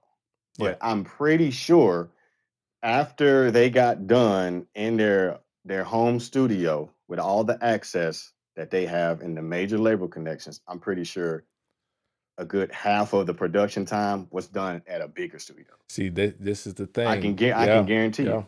Yeah. That because that never gets said, Mhm. but you're saying the real thing that doesn't get said. Because Mhm. yeah, it's a lot of that going on where it's like, yes, they recorded so much of it at the house, and Buddy was already good and knew what he needed to do to get his sister sounding right, but there's a lot of that, like, we're gonna take it to the studio to polish it up in the end, and you don't see that part. Yeah, I think if I mean we didn't know the word budget when we were in our early 20s. Yeah. We're just thinking we're making music, we're creating great music, and we're gonna put it out. We're gonna see if somebody like it. Mhm. Now, when there's a budget involved, that means there's an expectation on the music even before you record. Even before we even pick out what engineer, there's an expectation from the money man. I say the money man, I could say label, the guy out the hood putting up the money, the dope boy putting up the money, whoever. The Yeah. money man, whoever's putting up the money, has a very large expectation for their return. Yep. So when they don't even know about quality. All they know is if I send it to Leslie down the street, you know what I'm saying? If I send it to Ben Thompson down the street, I know for a fact I'm gonna get it back in time, and I know for a fact it's gonna sound like the last time he did something, or it's gonna sound like the last time I put money up for a project. Mhm. Mhm. So it's more about putting your big pants on sometimes and being like, hey, we have a network of great people that not saying it's for a fact, because sometimes you can run into a bad apple. You know what I'm saying? You run into an engineer that you probably didn't like the way he, maybe mix your stuff. Yeah. But Yeah. all in all, we have a network of great people, and we have a budget to where we want to make sure that this goes right. We can't ensure it and make sure it goes right out of your crib. Sorry, Mm. bro. Mm. You might be as good as Leslie. You might be as good as Ben Thompson, but we don't know that. You know what I'm saying? And if I'm putting, $100,000, $200,000, $300,000 up for a project, and some of these people they putting millions of dollars up, I'm not gonna take a chance on you just doing it out the crib. Yeah, I yeah. mean, Not that's on just this. some. I mean, Yeah, yeah. You're right. No, you're right. I mean, especially in your early 20s, you just don't have the experience level or the domain knowledge to really do it at a high level. Like, you may have great ideas and some great, like, just natural talents, but I think that know-how and that industry domain knowledge really separates the, amateur from the professional in the end. And yeah, you just don't have that at your early 20s. You're right. yeah, it's a thing where I think, like I say, a lot of people, young or old, we gotta all be honest, and we gotta say it. The reasons why is time. The time it'll take me 10, 15 years, 20 years to even get it on their level, we can just go pay them to do it. Mm-hmm. Mm-hmm. You know what I'm saying? And that's realistic. You're Yeah. 20 years old, you starting out, you're not gonna be as good as the big dogs or even understand what the hell they talking about until years later. People will tell you stuff and you're like, oh, okay, I get what he's saying. And then years later, you like, man, he was right. No, that's real talk. And I think what you're saying aligns with also what Terrence was saying. And I've heard other producers say the same thing. Like, they learned a lot of their techniques from being in the recording studios with engineers and watching what the engineers doing while they're doing the recording or mixing or whatever. You can learn what you don't know much quicker than trying to do it only from your recording studio at home. So I think that's the part of the journey is, like, once you have that exposure to someone that has more knowledge, you can quickly learn the things that you're lacking and get to that next level. But if you just keep yourself at the house, you're kind of limiting the potential for your future recordings even. Yeah. I think you limit your social network too. Mm-hmm. Because you got to think, when you go into these studios and you pay for this time, you rub shoulders with people. Yeah. Yeah. You know what I'm Exactly. saying? And so it's a negative towards your social network when you don't do things like this, when you don't participate in bigger ventures like this, when you don't say, hey, you know what? Like the guy said, he went to Patchwork Studios. I'm pretty sure he met and rubbed shoulders with some other good people that Easily. wasn't even a part of his you know what I'm saying, his current network. And so that added to his social network, because we can make the greatest music in the world, but like at the end of the day, this whole thing, this whole little scheme of things is people. Yeah. And Yeah. you know, that's just the way it is. It's like dropping the ego and actually having that social network to where you feel like I don't feel bad about having this person do this for me. I don't feel bad about having this person do for me. Because I think the young guys, just like they count the writers on rappers, you know what I'm saying, credit lists. I think a lot of that is ego. I don't give a damn if that list was 50 long. When I play this song as a DJ, nobody's gonna care. They're gonna care if it moves the party. They're not gonna care about this long list of producers. Like everybody was tripping about, you know, when Drake and Travis did their song, everybody was saying, "Oh, it's 10 producers. Who cares?" Yeah. Do you enjoy the music? Yeah. Yep. You know what I mean? Because my niece, she don't care. Right. Right. So I don't think mine does either. So yeah, I agree. yeah, No, I appreciate you, Maximus, man. Yeah, that's some good game, man. I appreciate you. no problem, man. Yes, sir. Like I said, I just want to add to the conversation, man. I appreciate you, bro. Yes, sir, man. Yeah, I'm about to get into this chat on YouTube. I see a lot of comments on there, so I want to go through that as well. If anybody else want to come up on Fanbase, man, let me know. Just come on Fanbase. I'd love to hear some more voices.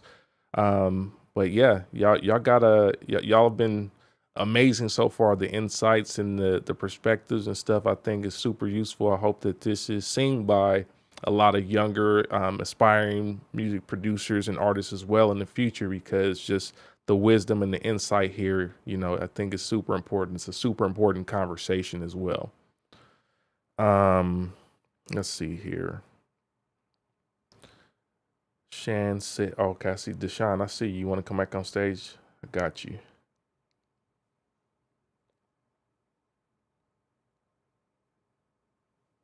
Deshaun. Hey, sorry about the background, man. What's up, man? I'm in with Uncle Giuseppe, so I can't do nothing about the music. Man, okay. Well, we on YouTube too, man. So I don't want to risk my stream from the music, man. If you can get at me when you don't have music. The chat down here? Huh? Yeah, I can open. You can open up the. Yeah, we can open up the chat. No problem. No problem. All right. Yeah. Sorry about that. You know, I'd love to, you know, have the conversation, but since we're doing it on YouTube, I don't want to get copyright strikes from having music in the background, man. So, but yeah, let me see what they're saying in there. I'm gonna go to the YouTube chat while he's getting his stuff together as well. So yeah, Shan said, I learned how to mix and master in under 2 years. I'm better than my peers, on the same level as Jason Joshua, all from home. If not edging him out with my quality, it's a mindset. If you say you can't or speak like you can't, then you'll always see others as better than you. That's a weakness. Man, that's interesting, man. That's a bold statement. I agree with some of what you're saying.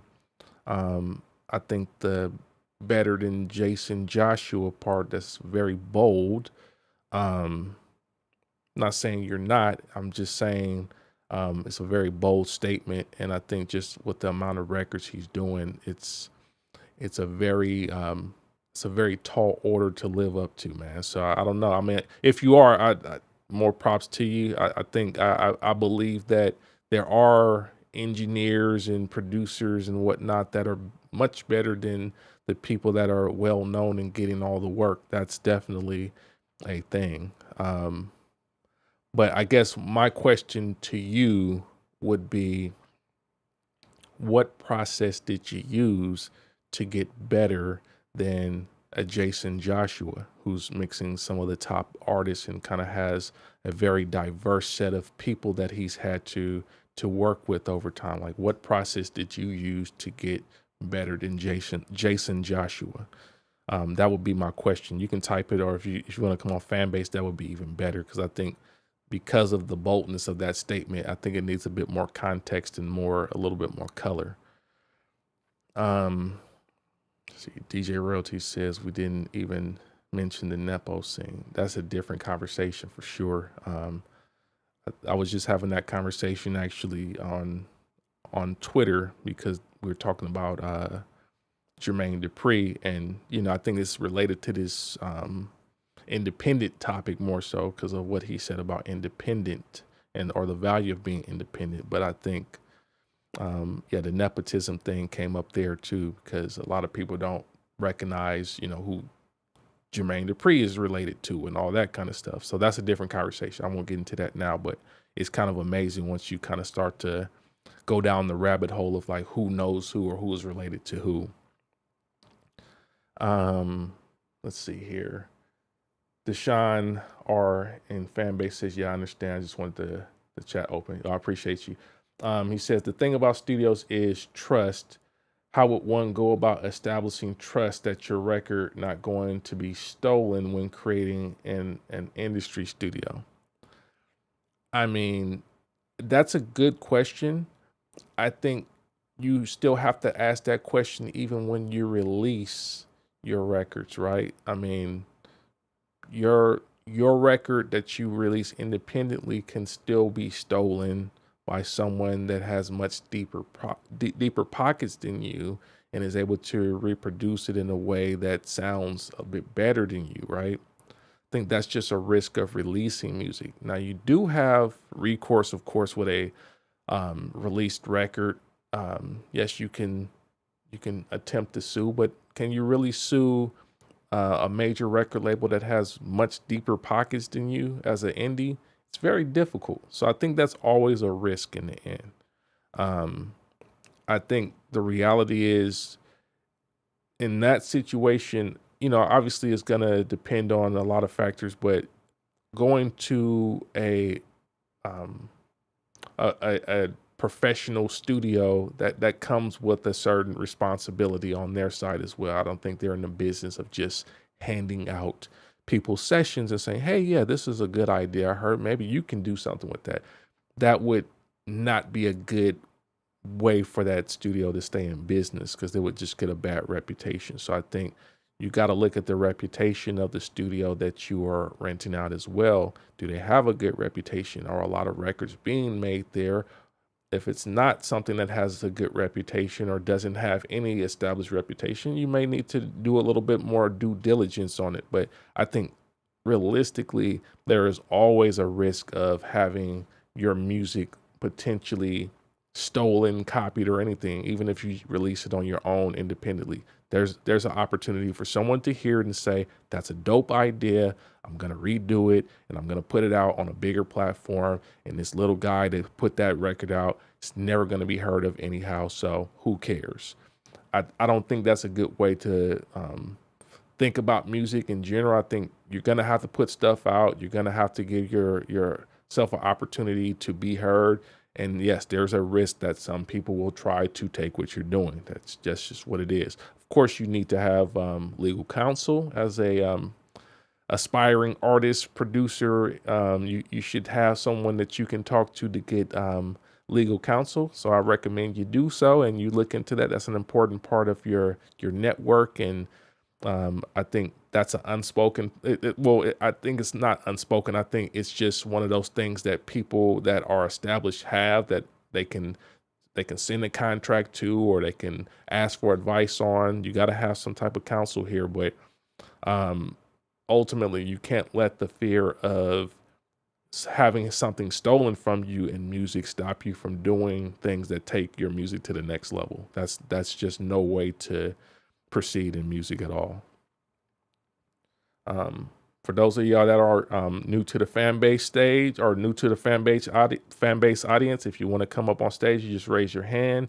I'll bring you up on stage. Just remember, we're on YouTube as well, so your voice will be heard on YouTube. It'll be part of the recording. So if you want to come up on stage, please feel free to raise your hand. I'll bring you on stage, and we'd love to hear back from you. Otherwise, I'm going to keep going through the chat room here. Let's see. Laid Back Sounds was good with you, one of my true sound creators. He says, Billie Eilish brother has everything mixed and arranged in major studios. He even admitted it. Word. Then he says, his sister doesn't sound right, though. She has no voice. Even Province women when I go to Philippines are better at karaoke. Or I mean, yeah, that of course that's a preference thing. But I think that's a good that's a good insight as far as Billie Eilish and their recording process. They are definitely taking it to a major studio, which kind of really cancels out this whole like they did it all in the bedroom studio. That's not true. Let's see here. William Ellington says, look at the back of every record. Buddy on the keys, different guy on the synth, someone on horns, buddy on the bass. That's how it was done. Recording, mixing, mastering, all different people. Real talk. Real talk. Let's see here. Just trying to see if I can get any new voices or new folks on here. Let me see what Steph Dells is talking about. He said, look, if you use Baird Dynamic DT990s, you get 3D airy sound. If you use closebacks, you get a bass boost, but you can have any characteristic of the mix you want. They even have presets, different dynamics. They just want you to pay them money. And if you can't even promote, they're not worried about it. And you have so many alterations you can do with effects that can change the vocals. I literally may not be the same approach someone else would take, but you can do a grip without a studio. Word. I think I missed some of the context there, but yeah, I think the conversation is not so much that you can't do things at the home studio.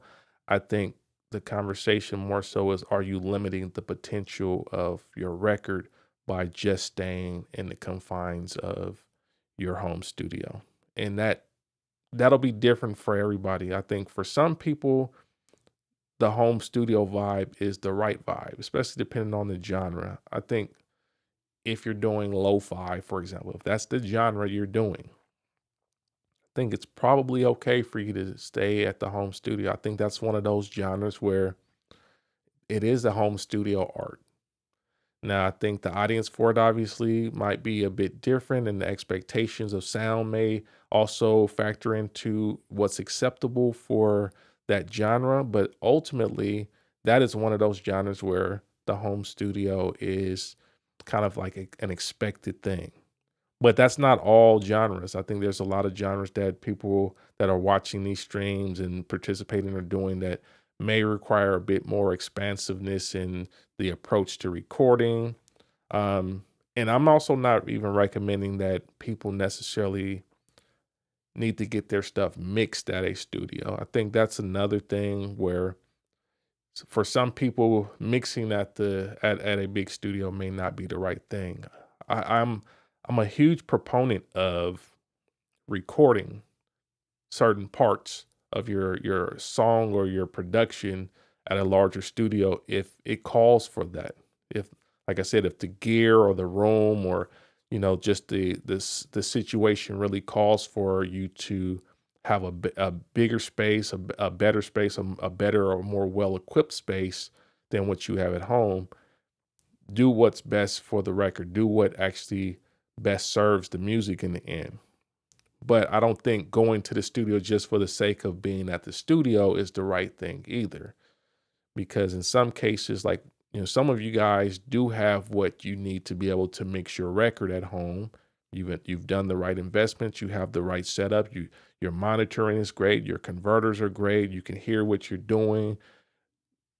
You have the right room treatment. You can hear your stuff well enough to mix it at home. Nobody's saying you need to go to the studio to mix, but when we start getting into recording and like really expanding the way that the record is composed and put together, there might be opportunities for you to think differently about it, and going beyond this home studio may be the thing that separates your track from being kind of more in a demo state to then being closer to like a finished record or a more professional sounding record in the end.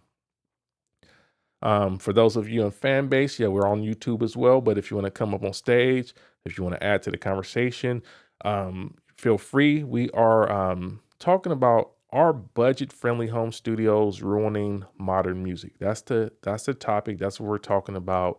If you have anything to add to that conversation, would love to hear back from different voices here. Just raise your hand if you want to come up on stage, and I'll bring you up. Otherwise, I'm going to keep going through the chat room on YouTube because there's plenty of stuff there as well. Let's see. Heed says collaboration entails business, legality, shares, splits, etc. And people hate the business part, which in turn pushes those ones to home studios. No, that's a great point, actually. I think that's one of the fears that people have. Not everybody, but some people have this fear of having to talk business when they are doing a record. So that's a great point, and I think that may be one of the bottlenecks as well. It's like some people just don't want to have to think about how this song needs to be split and what types of different things we need to put in order in order for this song to be done in a way where it's doing right by everyone that's involved with the project. Because sometimes you collaborate with people and they don't have their business right, and they put the song out and it's not registered right, it's not credited right, and then it's just kind of a waste for you. You spent the time, but you don't see any benefit from it. So that's definitely a thing. But I think there's a lot of potential that goes unrealized when you hold yourself back because of something like that. You're going to have to learn the process around that, and each collaboration, each relationship is going to be different, but you're going to have to learn your process with the people you're working with and figure out how to make it where all the things are in order, because otherwise you just kind of stay stuck in this scenario where you can only do things by yourself in your home studio in order to protect yourself, and that's not ultimately what's serving the music or the production the best in the end. Let's see here. Steph Dell says, even expert tells you that this has no actual rules to it. What's the point of making it exhaustive? Yeah, I don't think we're definitely not talking about rules here. We're just talking about really my perspective on this conversation is to look at the creative process and ultimately the ideas and the artistry that you're trying to deliver to your audience needs to be considered in every aspect of how you record, mix, and master your project. And in some cases, the idea is so expansive that it requires a bit more than what you're able to do on your own. So this is not, I think DJ RTNYC was talking about some things about like, conflating the artistry and capitalism. But I think that we also have to be careful not to limit our idea because certain things will cost more money. Because if your idea is more expensive, then it's just what it is. The idea, you have a more expensive idea. We don't get to, how do we get to a Star Wars level movie if everybody's focused on doing YouTube shorts, right? I think at some point, if you're doing some type of creative venture, yeah, you could start with what you have, but there's a point where you may have a bigger vision for something and it requires you to have the bigger sound stage and the bigger set so that you can record and do the things that you need to do to deliver the product at the level that you envision. And I think this is more the creative part that I'm talking about. I'm not talking about the capitalism part. All right, I'm gonna bring you up on stage. I already forgot how to say your name again. I'm so sorry. Hold on. I'm gonna bring you up on stage though. Hey, it's Davy A. Davy A. Thank you. How you doing? I'm pretty cool. How are you? I'm good. What's new? All right. So, yeah, well, music is new. A lot of new music that I'm making, working on a lot of sync stuff. But the question that you guys are talking about, to me, is the equivalent of us as Black people, or for those of us that are Black, asking, was freedom bad for us after slavery. We now have the ability to create in our own spaces. And for me, so I'm someone that has engineered for L.A. Reid at Hitco when he had that in Atlanta.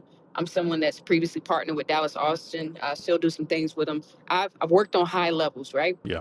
For myself, I teach a lot of people for free Pro Tools.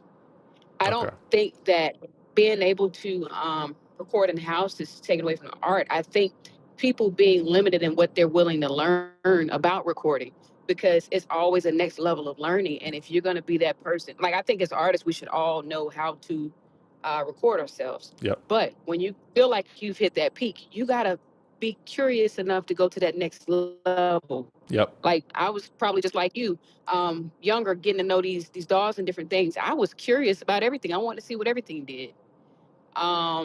So that curiosity has to be there, that desire for, and also a lot of times exposure to quality is important. And you don't know when you're going to get that, but just realizing when you've been around something that, you haven't been around before, that it is quality, and now having an aspiration to reach that, that's a big deal. So incorporating that into your art, yeah, I mean, us having the freedom, because no matter what, you're going to have different levels of talent. You're going to have different levels of creativity. Some people are going to use it to the max, and some people are going to be very lazy with it and complacent. Or some people just are complacent, not that they're lazy. They just want to do what they want to do. So, no, I think we got freedom, and we got to use it wisely. No, that's good game right there. Let me ask you, how has working with a producer like Dallas Austin impacted your perception of like judging records and your quality standards? I realized I was the shit in the beginning. A lot of times, I'm sorry, I don't know if I could cuss No, on your you're fine. You're fine. podcast, but that validation was, that validation was needed initially. I'm not afraid to say that I needed the validation initially, but then being in rooms with people who I've considered geniuses my whole life, they saying, "Oh, she's a genius," and they just watching. They're not even wanting to touch the record. I'm like, "Oh wow, it was like this the whole time." So I went around those spaces and I realized I didn't need as much as I thought I needed.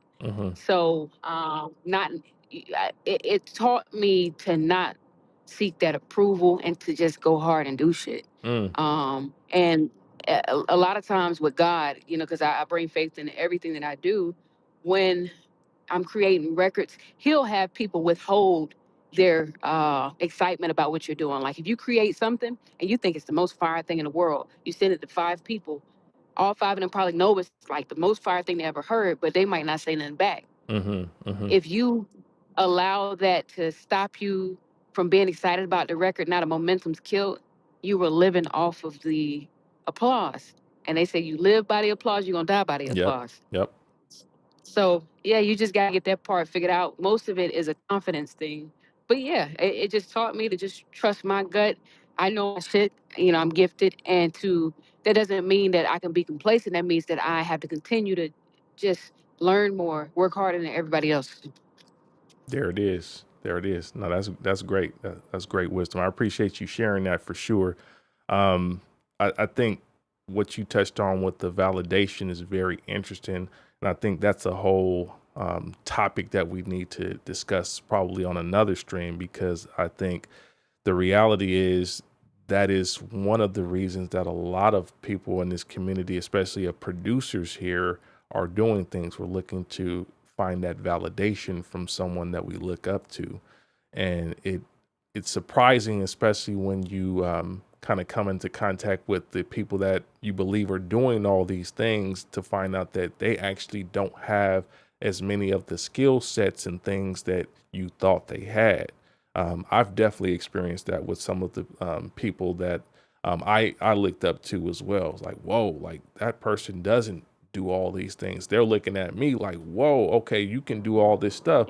So yeah, I can definitely relate to you on that. That's a good one. And I want to be clear now, Dallas is amazing. I I'm get just it. amazing too. I get it. I get it. No, I think, some of the stuff that we believe that, you know, they may have been doing may not have been aligned with what their actual skill and talent is. And that was one of the things I said earlier in the stream, is that this whole topic came about because one of my buddies was saying, one of his I'll just read it again. He said, the saddest moment of realization in my career was when I found out that the quote unquote super producers weren't making any of the beats, not so super. So I think this is related, because I think some of the talents that a super producer may have may be beyond just the beat making thing. And that's one of the things that you learn later on, is that not all of the people that you think are like Yeah, that top level are just making the beats. yeah, yeah.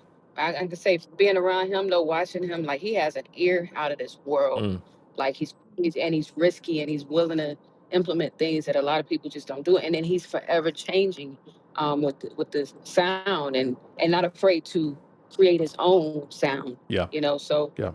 yeah, it was a blessing to even spend time around him and still be cool with him, you know, on that level. But now I got my feet wet. Now I know what I can do. There it is. There it is.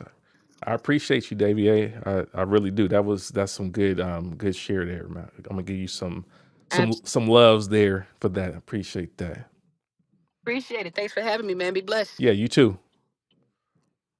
All right, fam. Well, I think that's the end of the stream for today. We gonna wrap it up. I appreciate everybody for tapping in for the last 2 hours. It's been a great stream full of just great insights from a lot of veteran producers, lots of great shares, lots of great perspectives here. So it's been an amazing stream, man. I hope that you guys got some insights from it. I hope that it was of value to you. If it was, please make sure that you hit the like button. It helps with this channel.